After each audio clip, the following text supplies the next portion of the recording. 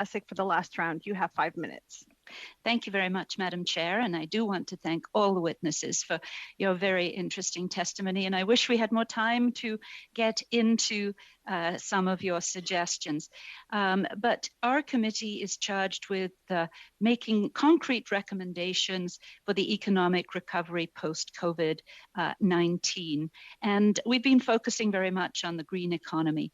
So turning first to Mr. Carney, in terms of your international experience, U.S. Special Envoy, and so on, are there any areas other than perhaps the financial investment that both you and Mr. Bradley have referenced that is needed? Are there any areas that you think Canada is missing in terms of initiatives that we haven't addressed here today, perhaps? Could you give us some opinion on some of your international experience and knowledge?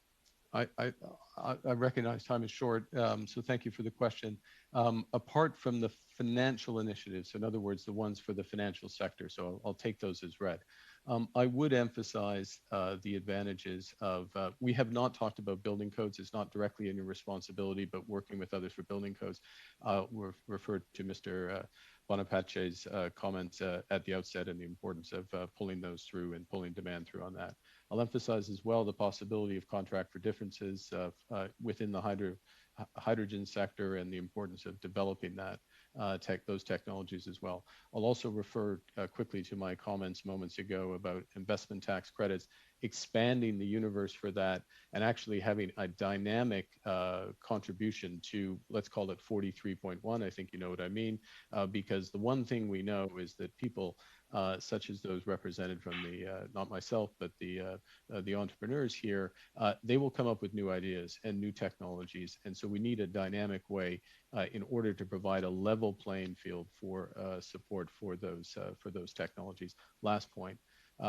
I recognize electricity is a provincial responsibility, but I do underscore, as Mr. Bradley said at the outset, just how central this is to our transition. We need to recognize that. We need to do everything we can to support what's required. Would you have any suggestions as to what we should avoid doing in terms of the recovery, based perhaps on other countries' experiences? I think the biggest thing to avoid is any stop-start policies. It is incredibly valuable to build a track record, to make it clear which technology paths, which energy paths, and which policy paths are going to be used.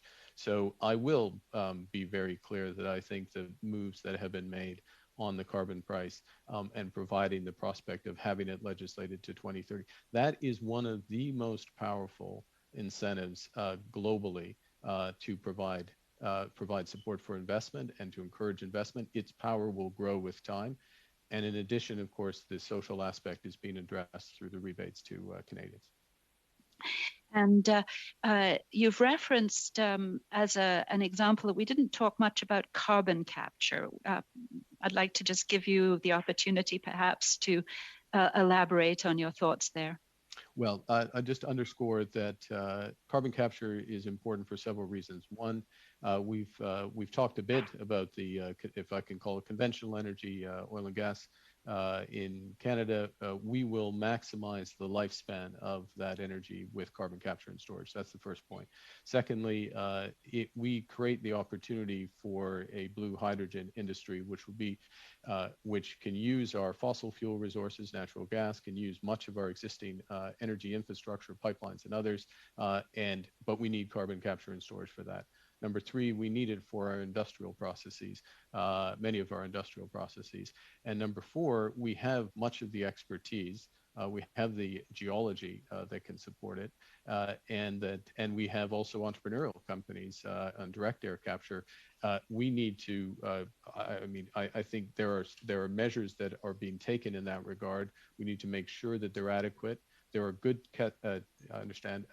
test examples out there, or real projects that are out there. There's a new project that's being proposed by ATCO and Suncor on the hydrogen side, and I think that will show whether we have the adequate support in place in order to help build this industry, which will be essential.